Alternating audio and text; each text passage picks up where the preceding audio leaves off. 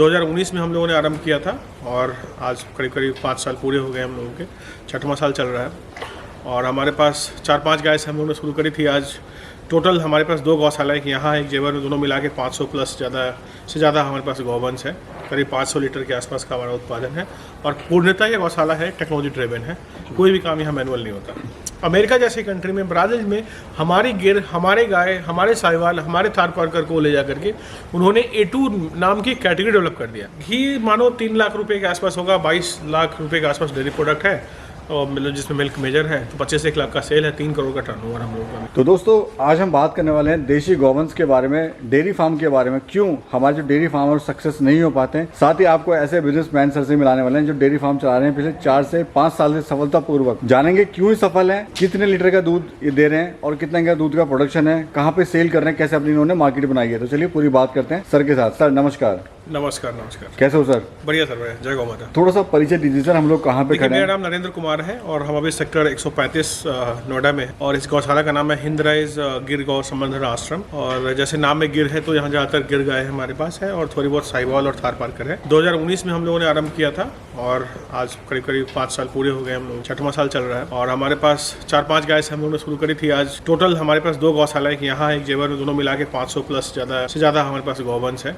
करीब 500 लीटर के आसपास का हमारा उत्पादन है और पूर्णतः ये गौशाला है टेक्नोलॉजी ड्रिवन है, कोई भी काम यहाँ मैनुअल नहीं होता। नरेंद्र जी थोड़ा सा बताइए एजुकेशन के बारे में भी, कहाँ तक आप पढ़े लिखे हैं? देखिए मैंने CS किया है और काफ़ी सारी कंपनीज में काम किया। अभी खुद का अपना काम होता है सॉफ्टवेयर और लीगल और टैक्स ऑडिट सर्विसेज में हम लोग काम करते हैं, उसमें भी हमारे पास काफ़ी बड़ी टीम है। और गौशाला अपना एक्चुअली बचपन से ही था कि हमें गाय पे काम करना है और बचपन में भी हम लोग देसी गौवंश को पालते थे। हमारे पास गंगा तिरी हुआ करती थी, क्योंकि मैं बिहार से आता हूँ तो हमारी तरफ वही होती है। यहाँ आके हमने गिर से शुरू किया, थार, साहिवाल, इन सब ब्रीडों पे काम किया। हमारे पास काफ़ी सारे बुल भी, काफ़ी फेमस बुल है जो हम लोगों ने। जी। पूरे फार्म का सर एरिया कितना है? पूरे फार्म का एरिया करीब 12 बीघे के आसपास होना चाहिए और हमारे पास अलग अलग शेड है। जैसे ये आप देखेंगे तो फीफर सेक्शन है उधर, फिर इससे छोटे वाले हैं, मिल्किंग का उधर सेक्शन है, स्टाफ क्वार्टर, ऐसे करके पूरा बना हुआ है। पूरा परमानेंट स्ट्रक्चर हम लोगों ने बना। अभी कितनी गाय हैं सर? अपना गाय कितने हैं और इसमें बुल कितने हैं? बुल मेरे पास 10 के आसपास होगा और 240-250 के आसपास टोटल गाय है हमारे। सर देसी का ही आपने चुनाव क्यों करा? आज HF भी है, वो ज़्यादा मिल्क प्रोडक्शन है, जबकि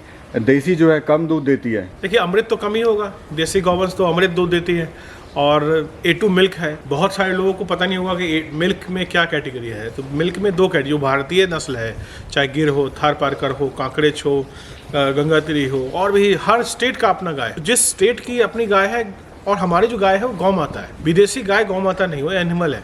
तो मिल्क आप बैड मिल्क ले रहे हैं या आप गुड मिल्क ले रहे हैं, तो गुड मिल्क की जहाँ बात आती है, जो स्वाद, जो टेस्ट, जो विटामिन आपको देसी गौवंश से मिलेगा वो नहीं मिले, वो किसी फॉरेन ब्रीड में नहीं मिलेगा। फॉरेन ब्रीड पूरे बीमारी का कारण। अमेरिका जैसी कंट्री में, ब्राज़ील में हमारी गिर, हमारे गाय, हमारे साहिवाल, हमारे थार पारकर को ले जा करके उन्होंने A2 नाम की कैटेगरी डेवलप कर। इंडिया में कोई कैटेगरी नहीं है, कोई MSP नहीं है। आज सारे किसान आंदोलन कर रहे हैं अनाज के MSP के लिए, लेकिन दूध के MSP के लिए कोई आंदोलन नहीं करता।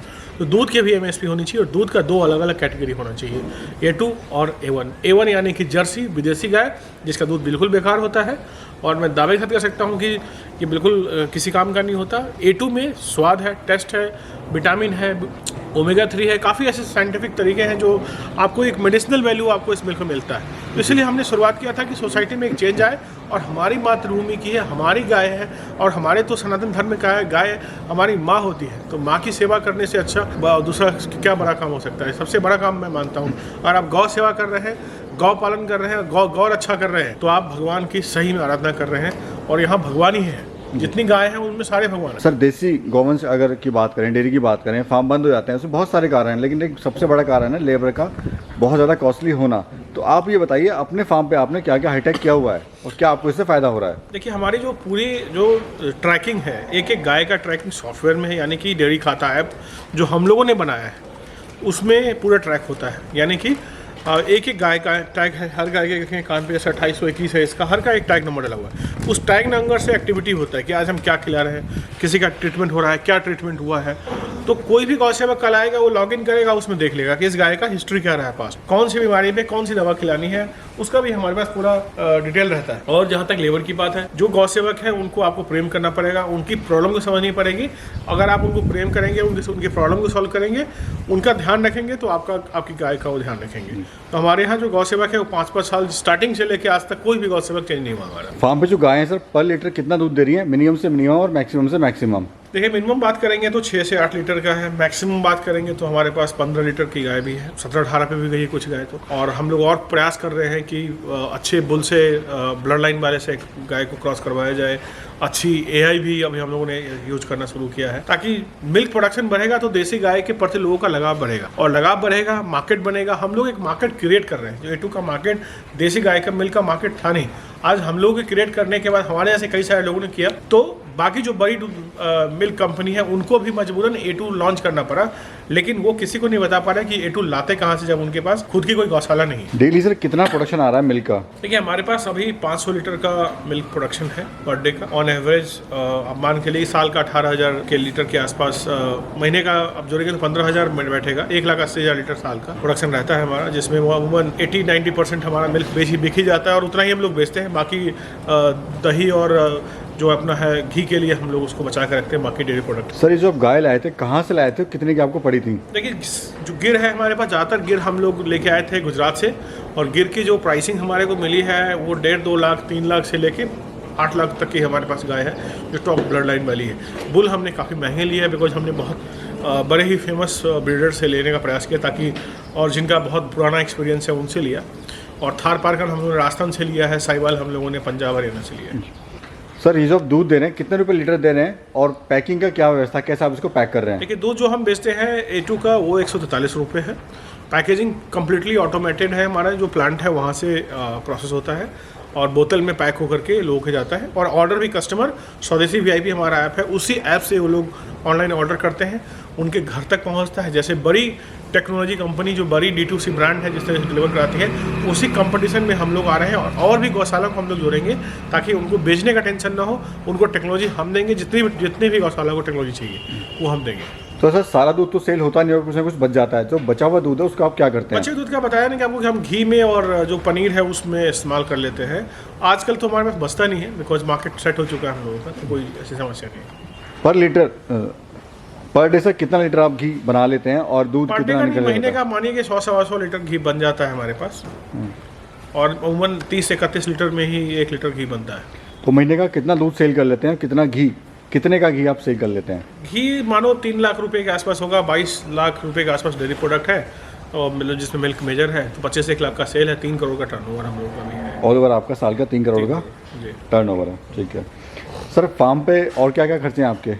देखिए सैलरी कॉस्ट हो गया 10 लाख रुपए के आसपास, फीड का कॉस्ट है, चारे का कॉस्ट मिला दीजिए तो 15 लाख रुपए बैठ जाता है। फीड, चारा, लेबर कॉस्ट है, सैलरी कॉस्ट है, मार्केटिंग कॉस्ट बहुत बड़ा है, डिलीवरी का कॉस्ट है, तो नेट टू नेट चल जाता है। कभी कोई खास प्रॉफिट नहीं हो रहा, लेकिन अगले 5 साल में हमारे पास बहुत सारी हीफर्स तैयार हो रही हैं, बहुत सारी अपनी गाय तैयार हो रही है, तो हम लोग बहुत ही हेवी प्रॉफिटेबल रहेंगे।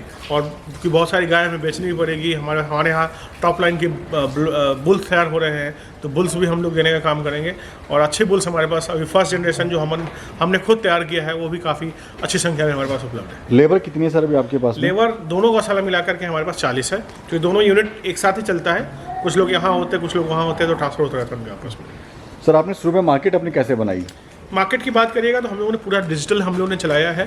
फेसबुक को, इंस्टाग्राम पे ही हम लोगों का मेजर पकड़ है, और ऐप के थ्रू हम लोग ऐप प्रमोट करते हैं। स्वदेशी VIP का ऐप जो हम लोगों ने खुद बनाया है, including delivery app, customer app, collection app, गौशाला ऐप, सारा कुछ बना हुआ है हमारा।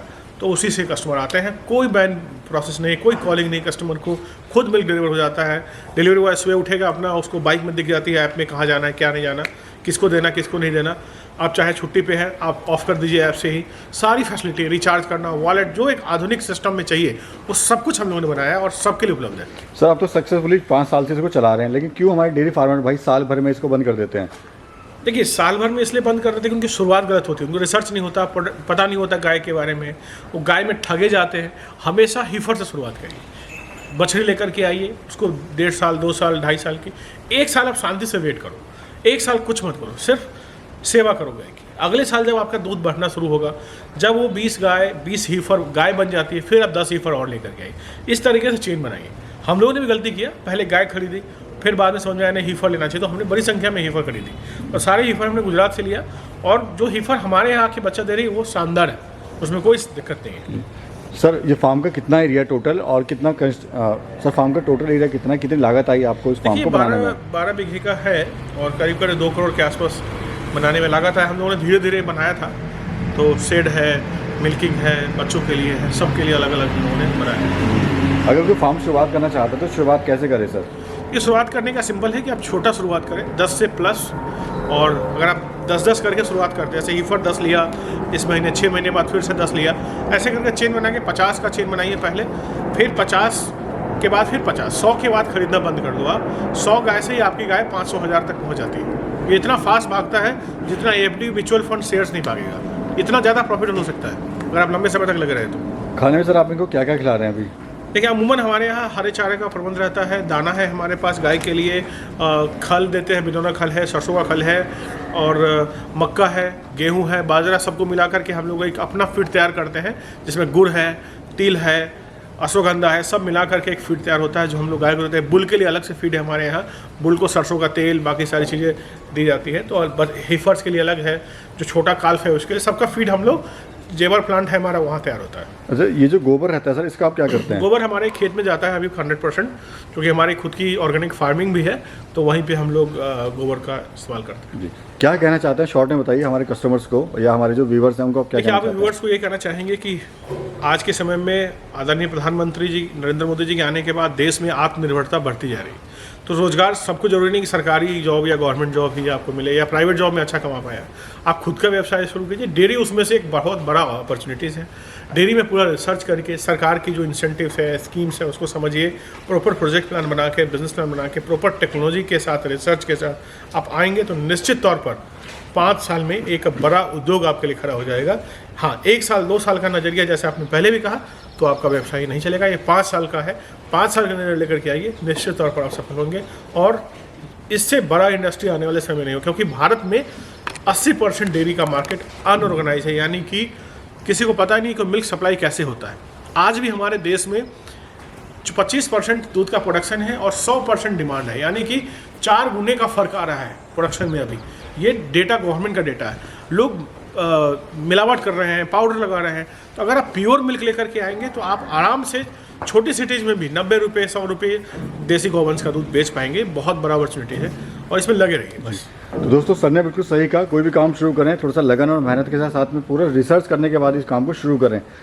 तो यही यहाँ पे कहना चाहूँगा, अगर आप शुरू करें छोटे से शुरुआत करें और उसको धीरे धीरे आप उसको बड़ा लेके जाएँ। बाकी सर के द्वारा दी हुई जानकारी आपको कैसे लगी कमेंट सेक्शन में ज़रूर बताएगा। साथ में वीडियो अच्छी लगी तो वीडियो को जरूर लाइक करें, शेयर करें। और सर फिर से आपका एक बार धन्यवाद। धन्यवाद। जय गौ माता।